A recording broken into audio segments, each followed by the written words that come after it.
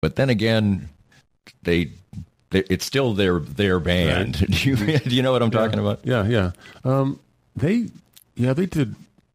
I remember when that happened. I saw them New Year's Eve at the Uptown when that record was out, and they'd been written about in Newsweek, so it seemed like it was wildly well reviewed. Mm-hmm. But I just know that was kind of the peak, and they ended up owing the record label hundreds of thousands of dollars, and it just sort of, I don't want to say evaporated, but the momentum slowed significantly, and I was disappointed. Mm-hmm. I mean, I love it when bands from here get big, but I know what you mean. The other side of that is, though, sometimes when bands get big elsewhere, the hometown turns its back on that. Right, yeah. And I've seen that happen, too. It's really strange. There's some jealousy or envy. I don't know what it is. We supported you, well, Right, look at you now. Who are you? Right. Or I used to see you, at the Bottleneck a million times. So who are you? Why are you so big? Kind of like that. I don't know. Right. But yeah, it's great for the music community when somebody breaks out. I mean, it only does good things. It brings more attention here, and it stimulates the music scene. We're talking with Tim Finn from In Kansas City Magazine. Of course, you can hear him on 99.9 The Bridge. He mentioned that. A great station, great stop for your musical tastes as well. Anytime. That's Thursdays at 4 o'clock and every other Wednesday right here on the Reasonably Irreverent podcast. We'll talk some more music coming up next. More of Danny's Reasonably Irreverent podcast after this. If you are looking for quality work on your home by a local company that values integrity as well as quality, then Easton Roofing is the easy choice. You're not just a number or contract to Easton, where no job is too big or too small. Owner Joe Spiker is always personally available to you if you have questions or concerns. For residential and commercial roofing jobs, large and small, attic insulation, gutters, and much more, Easton Roofing is the perfect choice for you. Among their countless accolades are 4 consecutive years as an Angie's List Super Service Award winner, over 60 5-star Google reviews, over 60 5-star Yelp reviews, and Best of House honors 4 years in a row. A hands-on small business named after the owner's son, Easton Roofing does things the right way. All repairs are completed by Easton employees, and the company is completely licensed and insured. Get the personal, quality work that you are looking for the most important thing in your life, a safe and beautiful home. Visit EastonRoofing.com or call 913-257-5426. Make the best choice when you need help with your home. Easton Roofing, where integrity matters. I've been Doobed, and you should be next. Yes, Doob, D-O-O-B. It's the keepsake of a lifetime, a 3D-generated, incredibly lifelike figurine. I just had one done of me. 66 cameras take an image at exactly the same moment in any pose, and state-of-the-art 3D technology transforms that into exact replicas of you, anyone you know or love, a pet, whomever is close to your heart. Create lifetime memories with a Doob. Visit their Facebook page at Doob 3D Kansas City, or better yet, see their incredible creations at their store on 119th Street in La Paloma Plaza near the Cheesecake Factory. Doob, be next. Sumner One is the company to make your office maximize efficiency. Their family of companies make up one of the largest independent dealers of office technology in the Midwest. They are proud to bring the best service and technology to top companies across the region. Sumner One can help your organization run more smoothly than ever. Sumner One printers, copiers, MFPs, managed print services, document management, infrastructure design, IT services, disaster recovery, and business continuity. Welcome to the one place where everything works. For more information, call Carl Little at 913-752-2256. Back with our bi-weekly visit with Tim Finn here on Danny Clinkscale's Reasonably Irreverent podcast. It's our Arts and Lifestyle Wednesday presented by the Exit Room of Lee Summit. We'll be having an event later in the month there as well, so stay tuned to all my social media website type things, and we'll have an announcement on that as well. And if you're a Clinkscale Club member, you'll have a chance to win an Exit Room escape that night as well. So maybe we'll see you up there, Tim. Mm-hmm. Let's talk a little bit about, one of the great things about your columns and in Kansas City Magazine is the interview aspect of it. And we talked about the style you've decided to go with, which is a true question and answer, almost. I'm trying to think of what the actual word for it is, but anyway, what you write down in court. But it's an interrogation. Yes, an interrogation of sorts, and you have one up there right now on Billy Bribblecombe, who's a local drummer who now is probably more famous for being a friend of Jason Sudeikis and Thundergong and Steps of Faith, which is his thing. He lost his leg in 2005.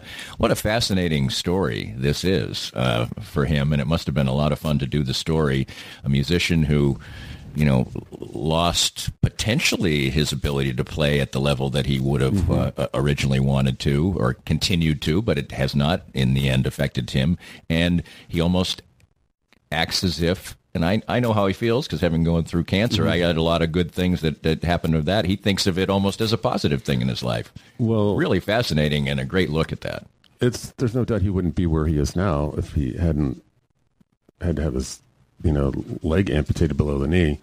And he said he's a drummer, and so it wasn't the leg he uses for his kick drum, which would have been a lot harder to overcome. It's just like hi-hat leg. So he figured that out. He's a really good drummer. He studied, jazz and other kinds of music, and was a vital part of a band that was sort of up and coming when he found out.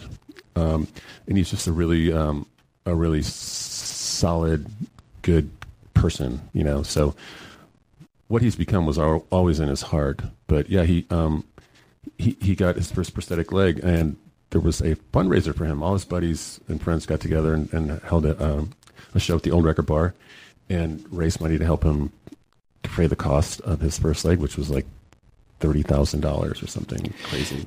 Yeah, and it just seems like an odd story when you read about it that I can't imagine what an insurance company is thinking about when you're having trouble.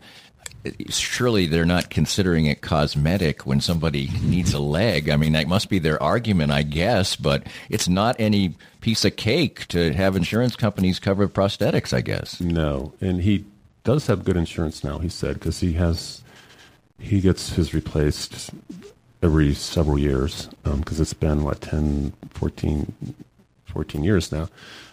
But, yeah, so, and he was living in Nashville. He moved to Nashville to become a session musician. Right. And was doing work there in studio and live, and was making a living at it and enjoyed it. But that's when he got involved in Steps of Faith. And then he just decided it was time to come back here. And he co-founded the foundation, and he sort of runs it now. And he's got another friend here who helps him out, Jim Suptic, who was in the Get Up Kids. And it's his calling, and he's made it as important in his life as music, for sure. Right. More. And they Thundergong last year, what did they raise? It was like a couple $100,000, I think. It's crazy, and that appears to be something that's going to grow, sort of like the other big charitable event in the town. And I'm not positive of these numbers. I think I'm pretty close though. So they do this thing where Sudeikis and who's the guy from Saturday Night who does the Thundergong? I can't remember. Anyway, they do this. They have this thing called. They have this act on Saturday Night Live called John Bovey, where they yes, and then they do the opposite. They write a song with the opposite intention of the titles. So anyway, what they do is they auction this off. Someone auctions off. We want you to write a song. Take this song, do the John Bovey thing with it. Right. And so the first year they did that, and it went for like $3,000, which was great. What you get is they handwrite the songs, and then or the lyrics, and they sign it, and you get a picture of them, and you get to know, hey, that song was written for us. This year, it was, I think they did Purple Rain, and they changed it to Yellow Snow. and then, but it went for like $20,000. Right. I mean, so people that show up to that thing, Right. have some spare money, and then altogether, I think it raised like $200,000, which will buy a lot of prosthetic limbs, and Billy's got his other project is Summer Breeze, which played last weekend. Right. That sounds like an interesting. I wrote a blog way back called Bullet Train to Velveeta, and it was about how songs like that are so close. They can either be really good or they can be like Afternoon Delight or some crap like that. And so but there's a lot of good music in that genre too. And I don't think they're maybe even well served by the fact that it has become known as yacht rock. Right. Or just soft rock. But like everybody in that band is accomplished. And they'll all tell you when they first got into this thing, started taking the songs apart, they're like, whoa. Right. These are jazz progressions. And like, I had no idea when I listened to it how complicated it is. Like a lot of Beatles songs, Right. They're so poppy and accessible. But no, they say a lot of this stuff is really hard. And right, like Christopher Cross or something like that. Or especially, Michael McDonald or... right. I mean, they include Hall & Oates in that. I don't know if that really fits, but probably helps the band. Sure. They only have 70 hits or something. Right. But I've been to a couple of their shows, and it's fun. A lot of people dress up a little bit. Right. The band's kind of dressed out, and it seems like you just know every song pretty much. Right. So they're like a fabulous cover band. And I guess I thought about this topic a little bit the other day. I was at Barley's, and the one it's over in Shawnee near where I live, the Midland one, and they have bands on Saturday night, and there were a couple of the bands that recurring that I've heard quite a bit about, seen maybe a couple, 3 times, and that was made sort of my inspiration for it. One was the Zeros, and they seem to be kind of everywhere. And then what's the Winnebago? Something Winnebago. I forget it, but I've heard good things about that. I haven't seen that band, and so that kind of made me think. The Zeros have been around forever. They play the 80s music, and they seem to play on a very regular basis. How all they do. I think that's their jobs. They do corporate stuff. They do weddings. They do private events. So there's somebody who has raised to a level where they can actually be the Zeros, and that's what they do. Yeah, and I think they get paid handsomely for some of it. Yeah. And so that is a good place to get to. It seems like Summer Breeze might be something that might get to that particular. They could probably pull that off, but I know but they don't necessarily want to pull that off. Right, and people have jobs and kids, so right. I don't think that's much of an element for the Zeros right now. Right. I mean, Summer Breeze. You mean? Yes, Summer Breeze has everybody else has jobs, and Billy's got 2 young kids, so.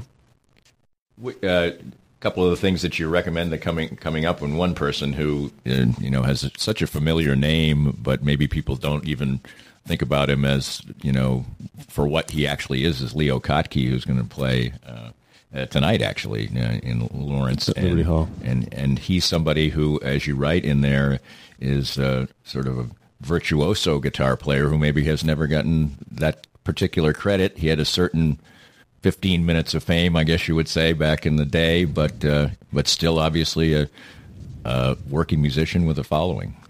Yeah, because I've seen him twice at Liberty Hall and at the Uptown, and he drew about 800 people each time, which is it's a good crowd. Yes. And especially for someone who's primarily an instrumentalist, and he just plays in such a unique way.